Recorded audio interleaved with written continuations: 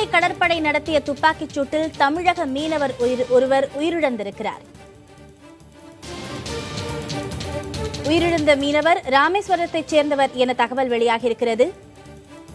ஆபத்தான நிலையில் மற்ற மீனவர்கள் கரைக்கு திரும்பிக் கொண்டிருக்கின்றனர். இந்திய கடல் எல்லையில் துப்பாக்கிச்சூடு நடைபெற்றதாக மீனவர்கள் புகார் தெரிவித்திருக்கிறார்கள்.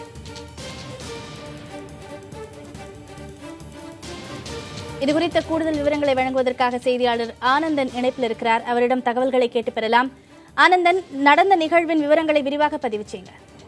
அதாவது பத்மபிரியா, இன்னைக்கு இந்த இலங்கை கடற்படையுடைய தாக்குதலுக்கு அஞ்சியே இன்னைக்கு ராமேஸ்வரத்துல இருந்து ஒரு 300க்கும் குறைவான படகுகள் தான் மீனவர்கள் மீன்பிடிக்க போனாங்க. அதுமே மாலை நேரம் தான் மீன்பிடிக்க போனாங்க. இவங்க தனுஷ்கோடிக்கு பக்கத்துல, அதாவது இந்திய கடல் பகுதியில இன்னைக்கு இலங்கை கடற்படை துப்பாக்கி சூடு நடத்திருக்காங்க. ஒரு மீனவர் நடுக்கடல்லையே பலியாயிட்டாரு. இன்னொரு மீனவர்களுக்கு காயம் பட்டிருக்கு. இவங்க கரைக்கு வந்துகிட்டு இருக்காங்க. அதாவது துப்பாக்கி சூடு நடக்கும் போதே இங்க உள்ள மீனவ சங்க தலைவருக்கு டெலிபோன் மூலமாக அவர் பதில் சொல்றாரு. அதாவது துப்பாக்கி சூடு நடத்துறாங்க, எங்களை காப்பாத்துங்க அப்படின்னு கதறி இருக்காரு. ஆகவே இந்திய எல்லையில தான் இந்த துப்பாக்கி சூடு நடந்திருக்கதா நம்ம இதை உறுதிப்படுத்தலாம். பத்மபிரியா, இந்திய எல்லை பகுதியில் கடலோர காவல் படையினர் ரோந்து பணியில் ஈடுபடவில்லையா? சம்பவம் நிகழ்ந்த போது மீனவர்களின் நிலை குறித்து அதிகாரிகளுக்கு தெரியப்படுத்தும் விதமாக என்னென்ன முயற்சிகள் மேற்கொள்ளப்பட்டன? விவரங்கள் இருக்கிறதா? நிச்சயமா பத்மபிரியா, அந்த மீனவர் அந்த ஆபத்தான நிலையில கத்தும் போது மீனவ சங்க தலைவர் உடனடியா கடலோர காவல் படைக்கு சொல்லியிருக்காங்க. அவங்க என்ன சொல்லியிருக்காங்கன்னா, நீங்க எந்த எல்லையில இருக்கீங்க, அந்த பாயிண்ட் சொல்லுங்க அப்படின்னு சொல்லியிருக்காங்க. அவங்கள அதாவது அந்த சம்பவம் குறித்து ஒரு துரிதமான ஒரு நடவடிக்கையில் ஈடுபடாம, நீங்க எந்த பகுதியில் இருக்கீங்க, உங்களுடைய அந்த காம்போஸ் உடைய நம்பர் சொல்லுங்க, உங்களுடைய திசை சொல்லுங்க அப்படின்னு சொல்லி ஒவ்வொரு கேள்வியா கேட்டுக்கிட்டு இருக்காங்க. அப்ப இந்த மீனவர்கள் இந்திய பகுதியில தாங்க இருக்கிறாங்க, நீங்க இந்திய பகுதியில ரோந்து இருந்தீங்கன்னா நீங்க போங்க அப்படின்னு சொல்லியிருக்காரு. சொல்லி வேகத்தோட பேசியிருக்காரு. ஆனா அவங்க எந்த விதமான சட்டப்படும் பண்ணல. அது மட்டும் இல்லாம முதல்ல போன் எடுத்தவர் ஹிந்தியில பேசியிருக்காரு. அதனால லாங்குவேஜ் ப்ராப்ளமா இருந்திருக்கு. இவருமே இங்கிலீஷ் ஹிந்தியில கொஞ்சம் பதற்றமாக பேசியிருக்காரு. ஆனா அந்த அதிகாரிகள் எந்த விதமான நடவடிக்கையுமே எடுக்கல. அதனாலதான் மீன்வளத்துறை இயக்குநர்கிட்ட சொன்ன உடனே அரசு மருத்துவமனைக்கு சொல்லி இப்ப 108 துறைமுகத்துல நிப்பாட்டி இருக்காங்க. ஆனா அதாவது கடலோர காவல்படை சம்பந்தமா எந்தவித நடவடிக்கை எடுக்கலைன்னு சொல்லி மீனவர்கள் கோபத்தோடய இருக்கிறாங்கன்னு சொல்லலாம். பத்மபிரியா, ஆனந்தன், மொத்தம் எத்தனை மீனவர்கள், எத்தனை படகுகள்ல எப்போது புறப்பட்டாங்க, எந்த இடத்துல சரியாக இந்த சம்பவம் நிகழ்ந்தது? மீண்டும் ஒரு முறை பதிவு செய்யுங்க. அதாவது இன்னைக்கு மாலை ஒரு 300 படகுல ஒரு 1800க்கும் மேற்பட்ட மீனவர்கள் இன்னைக்கு கடலுக்கு போயிருக்காங்க. இவங்க கடந்த ஒரு 10 நாளாவே இலங்கை கடற்படை அந்த கைது நடவடிக்கைக்கு பயந்து இந்திய பகுதியிலேயே அதுவும் இரவு நேரம் தான் மீன்பிடிச்சு வரதா வழக்கமா இருந்துச்சு. இந்நிலையிலுமே அதாவது இந்திய பகுதியில 8 நாட்டுகள் மைல தான் இந்த சம்பவம் நடந்ததா சொல்றாங்க. ஏன்னா இது எப்படி நம்ம மறுக்க முடியாதுன்னா, அந்த துப்பாக்கி சூடு நடக்கும் போதே அவங்க தொலைபேசியில தகவல் கொடுக்குறாங்க. அப்ப நம்ம இந்திய எல்லையில தான் நம்மளுடைய தொலைத்தொடர்பு வேலை செய்யும். அது மட்டும் இல்லாம இந்திய எல்லையிலேயே இந்த துப்பாக்கி சூடு நடந்த இதுக்கு ஒரு முகந்த ஒரு சான்றாவே இருக்கும் அப்படின்னு சொல்லி மீனவர்கள் சொல்றாங்க. பத்மபிரியா, ஆனந்தன், மீனவர்கள் முன்வைக்கும் புகாரின் அடிப்படையில இலங்கை கடற்படையினர் எல்லை தாண்டி இந்திய நாட்டிக்கல் எல்லைக்குள்ளதான் இந்த தாக்குதலை நடத்தினாங்க அப்படிங்கிற குற்றச்சாட்டு நம்ம எடுத்துக்கலாம். கண்டிப்பா. ஹலோ, தொடர்ந்து பேசுங்க ஆனந்தன், இணைப்புல தான் இருக்கீங்க.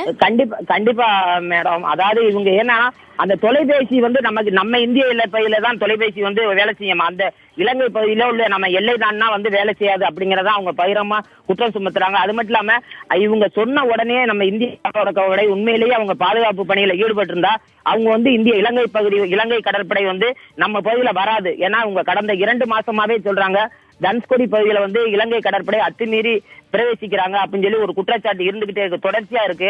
கடந்த வாரம் கூட நாட்டுப்படகு மீனவர்கள் துப்பாக்கி முனையில அச்சுறுத்திருக்காங்க. அதாவது நம்ம ஆதாம்பாலம், அதாவது சேது கால்வாய் தோன்ற பகுதி வரைக்கும் கடற்படை அத்துமீறி வர்றாங்க. ஆக இந்த மீனவர் என்ன சொல்றாங்கன்னா, இந்திய கடலோர காவல்படை ரோந்துக்கே போறதில்ல, வாரத்துல 2 நாள் தான் போறாங்க, அது இந்த பகுதியில வர்றதே இல்லை. அதனால இந்திய பகுதியில இந்திய கடலோர காவல்படை நின்றிருந்தா இலங்கை கடற்படை வராது. அதே இது முழுமையா காரணம் இந்திய கடலோர காவல்படை தான் இந்த மீனவருடைய பழிக்கு பதில் சொல்லணும் அப்படின்னு சொல்லி ஒரு கோபமாகவும் ஆக்ரோஷமாகவும் சொல்லிக்கிட்டு இருக்காங்க. பத்மபிரியா, ஆனந்தன், மீனவ சங்க பிரதிநிதிகள் மேற்கொண்ட முயற்சியால தான் அரசு மருத்துவமனையில பாதிக்கப்பட்டவங்க அனுமதிக்கப்படுறதுக்கான ஏற்பாடுகள் செய்யப்பட்டிருக்கிறதா சொன்னீங்க. அது குறித்த விவரங்களை விரிவாக சொல்லுங்க. நிச்சயமா அவங்க மீன்துறை இயக்குநர்கிட்ட சொன்ன உடனடியா தலைமை மருத்துவமனை சொல்லி இப்ப அரசு அதாவது ராமேஸ்வரம் அரசு மருத்துவமனையில இருந்து அவசர ஊர்தி இப்ப துறைமுக பகுதியில நிப்பாட்டி இருக்காங்க. அவங்க மீனவர்கள் கரை திரும்புறதுக்கு எப்பவும் 12 மணி ஆகும் அப்படின்னு சொல்லியிருக்காங்க.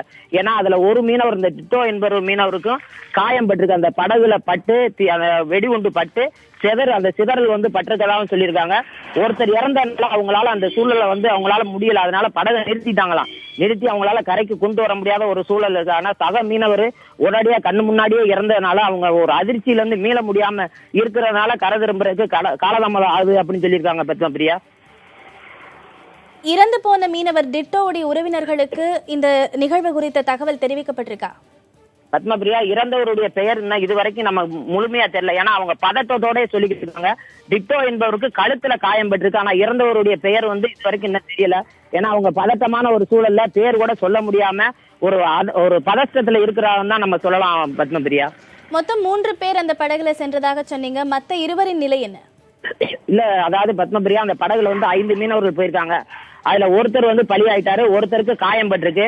இன்னும் 3 பேருடைய நிலைமை வந்து ஒண்ணும் தெரியல. ஏன்னா அவங்க அங்க இருந்து பேசும்போது ஒரு கூட்டத்தோடய பேசுறாங்க. அது மட்டும் இல்லாம அந்த கடல் காற்றுனால அந்த பேசுறதுமே அது ஆரம்பமும் அந்த முடிவு இல்லாம ஒரு தெளிவு இல்லாம இருக்காகவே கரை திரும்பினா உண்மையான நிலைமை தெரியும். ஒருத்தர் இறந்திருக்காரு, இறந்தவருடைய பெயர் முழு விவரம் தெரியும். அது மட்டும் இல்லாம மற்ற காயம்பட்டவருடைய விவரமும் கரைக்கு திரும்பின பின்னாடிதான் உறுதியா நம்ம சொல்ல முடியும் பத்மபிரியா. மொத்தமாக 300 மீனவர்கள் இன்னைக்கு மீன் பிடிக்கிறதுக்காக கடல் பகுதிக்கு சென்றதாக சொன்னீங்க. அனைவருமே கரை திரும்புறாங்களா? அதாவது இந்த சம்பவம் வந்து ஒவ்வொரு வயர்லெஸ் மூலமா சக மீனவர்களுக்கு தெரியப்பட்டதுனால படகுகள் எல்லாமே கரைக்கு திரும்புறதா மற்ற மீனவர்கள் சொல்றாங்க. இப்ப கூட ஒரு படகு நம்ம கண்ணுக்கு தெரிய வந்துகிட்டு இருக்கு. அது மாதிரி அந்த கடல்ல நடுக்கடல்ல இந்த சம்பவம் வந்து அனைத்து மீனவர்களுக்குமே வயர்லெஸ் மூலமா தகவல் பரிமாற்றம் பண்றதுனால எல்லாருமே கரைக்கு வந்துகிட்டு இருக்காருன்னு நம்ம சொல்லலாம் பத்மபிரியா.